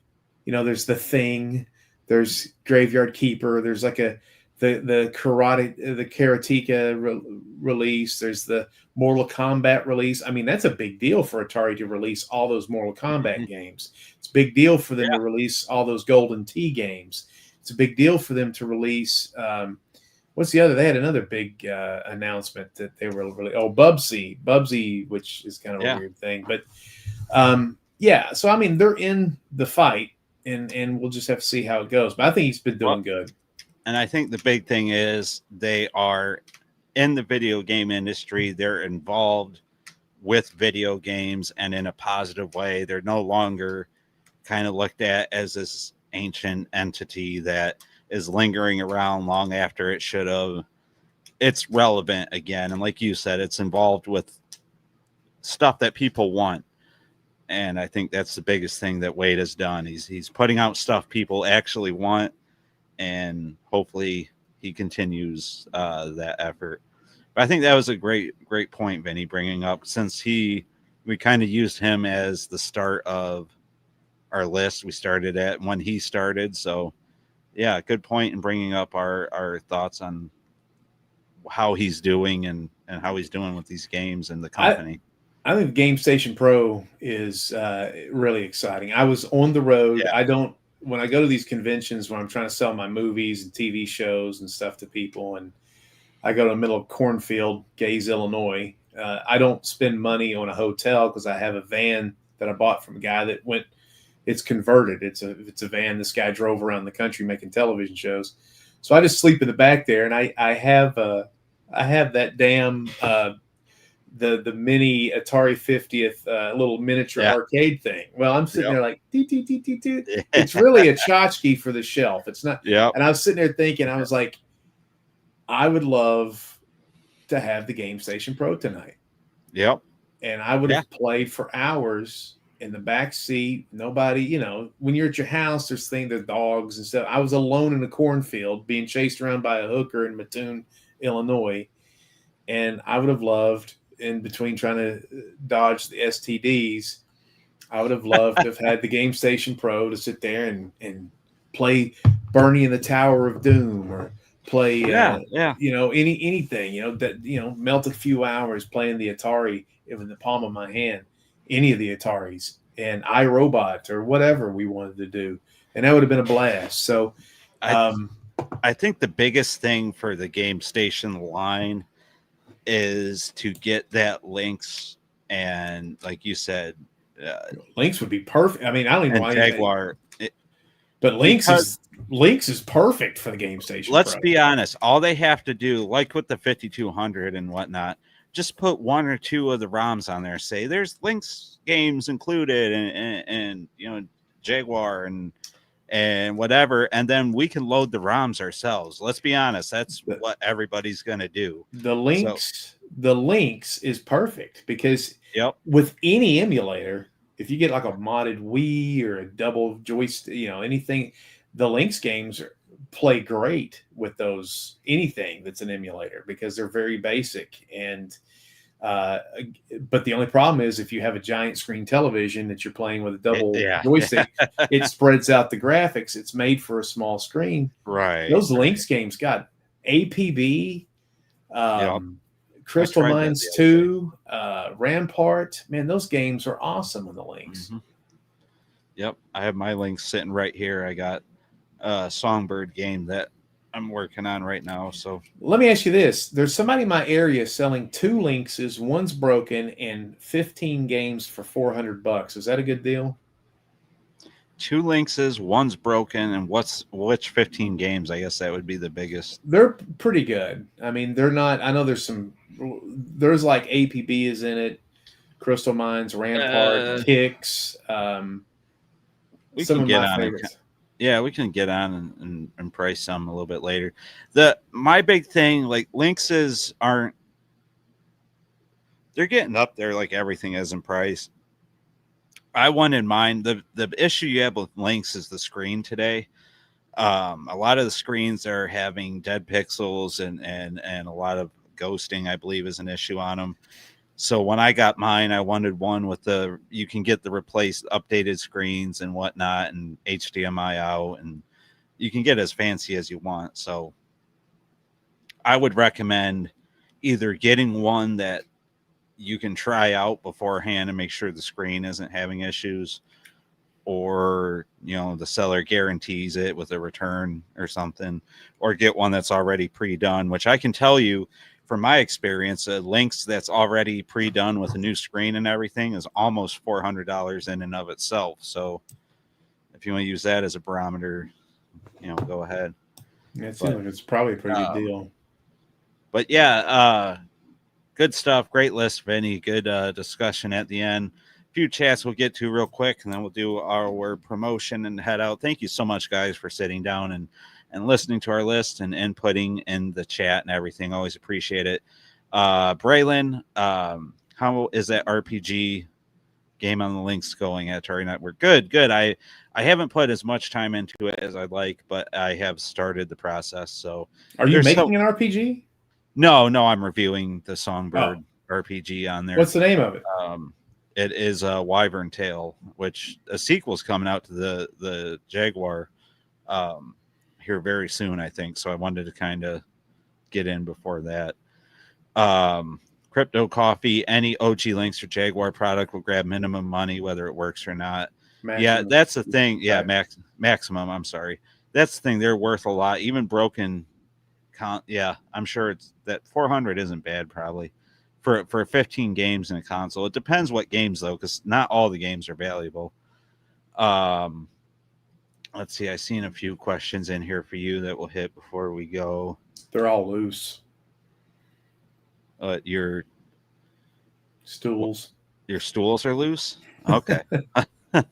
No, all the games, the 15 games that come with it are loose. The new Game Station Go upgraded their paddle to a real spinner. That's a big deal. They upgraded it. like compared to what it was gonna be, or from the Game Station Pro?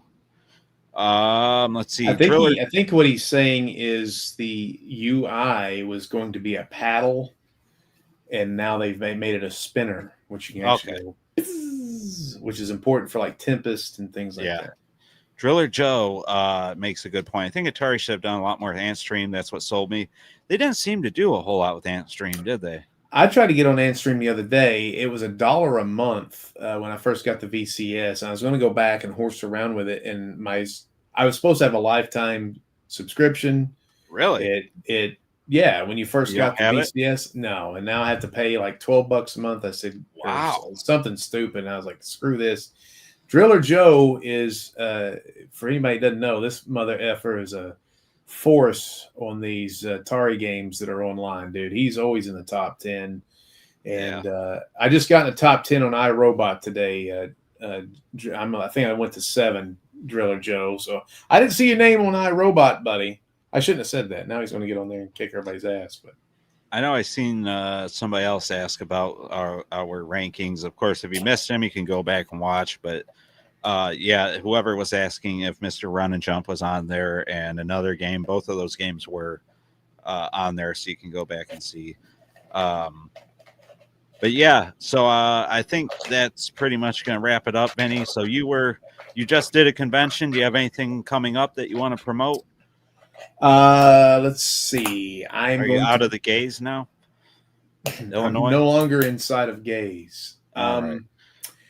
I am going to be at BrickCon in Knoxville, Tennessee next month. I'm going that's to a brick convention?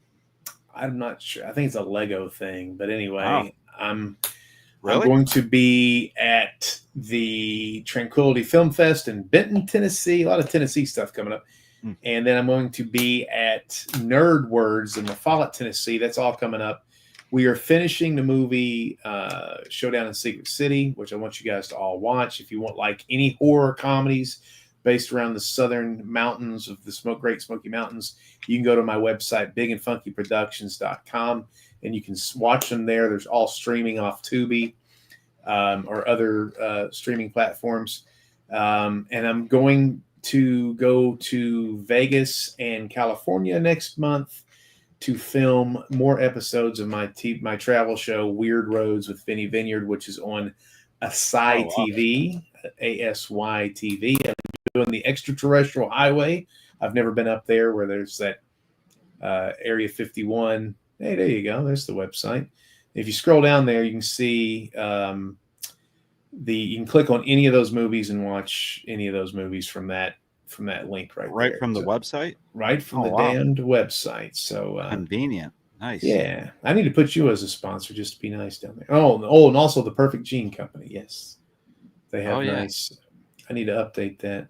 When was that? August 27th? Yeah, we need to update that. Yeah, we filmed it at church. That was fun. Do you have like a idea when it'll be released, like Q1, Q2 type thing? It'll be on DVD this year. So okay. We're almost done filming it. We just gotta really work pretty diligently to kind of get everything edited and everything. And of course, anybody who doesn't know, you run Atari7800forever.com, which is a fantastic resource. It's one I've used since before I had the YouTube channel and stuff. Of course, some of my stuff's on there, but a lot of great information here. And it's kind of a time capsule. There's 20 plus years of stuff on here. If you want to see articles from 2004 talking about how cool it is that Rescue Soft is doing stuff, you can. That's the kind of the stuff I really love, or the first homebrew coming out. Like us getting excited over Combat 1990 and stuff like that. Yeah, I think that's at the bottom here somewhere. There's articles about that. Yeah, Trevor's ROM pack coming out and stuff. Just all kinds of cool stuff. It's a cool website, and it has relevant information for today and stuff from yesteryear if you're interested. Of course, if you're watching on Vinny's channel, you can catch me over at the Atari Network. We cover all things Atari, games, news. Tomorrow I have a video just reviewing the products coming out for this fall. We have a lot of stuff from Atari Age, Atari, My Arcade, even Blaze, the company that does Evercade, has some cool little tchotchke stuff coming out. So be sure to check that. Check that out. We got a Discord if you're interested. I'm spending more time on the Discord, so if you want to chat with me one-on-one, I usually check it now about 2-3 times a day. I wasn't so good at it before, but I'm getting better, I promise. Yeah, just like and subscribe no matter whose channel you're on. Hit the like button. Subscribe to the other guy's channel, and other than that, I'll be at home most nights. If you want to come over, just call ahead. Hey, the Atari Network is my favorite YouTube channel. So make sure you, except for the chicks that do the ASMR at night when I need to go to sleep. But besides that, those ladies that go. Besides those chicks, yeah, exactly. If you had a pair of tits, I'd watch. I only watch the chicks. I don't know why. I can't watch the dudes. I can't watch a dude do ASMR. I don't know why. Because it's like it's weird. It's like my Siri is the girl. I don't know why. Yeah, can't have a dude. I do prefer the company of women. Besides you, Mr. 7800 programmer, you're a great guy. But I do prefer hanging around women more than men. So maybe that's it. But anyway.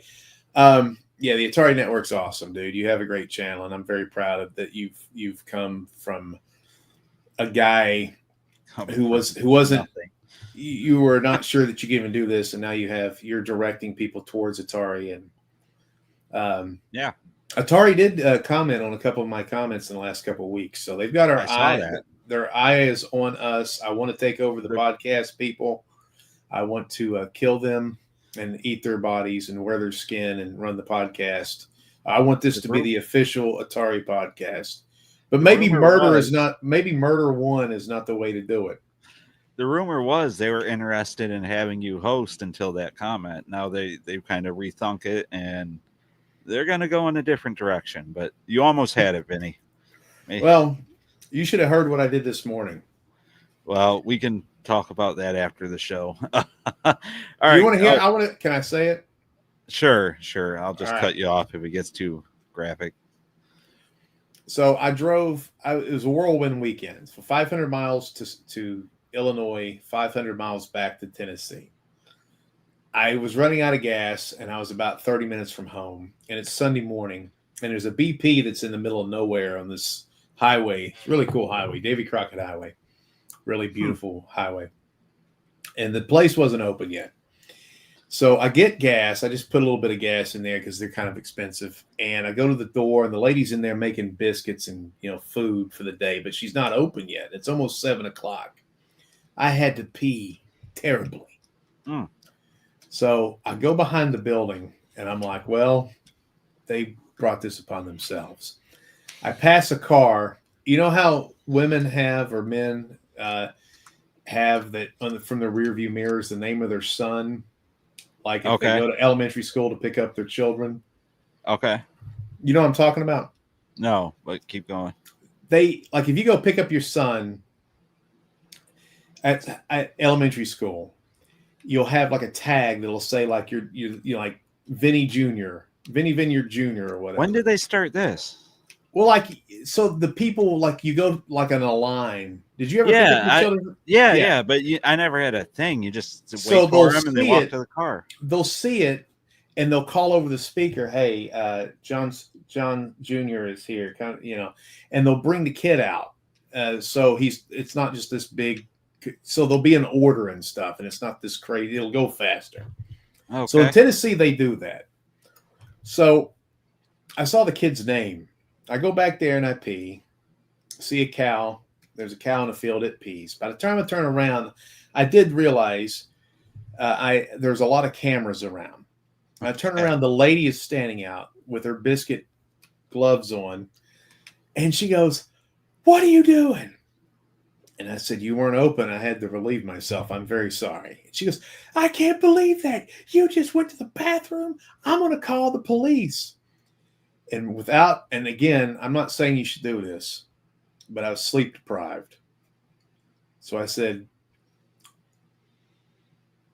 if you don't want anything to happen, to Caden Davis, which is the kid's name, Jesus Christ. on the tag. I said, "You're going to go inside and leave me alone."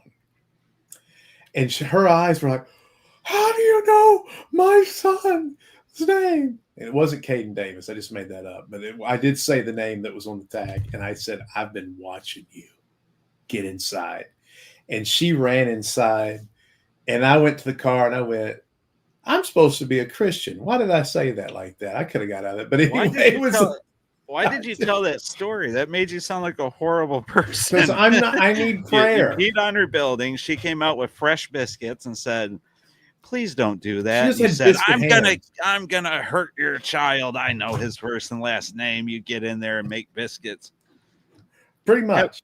I got away scot free. Oh, I'm sure you did. Yeah, I'm sure you're not in any lists.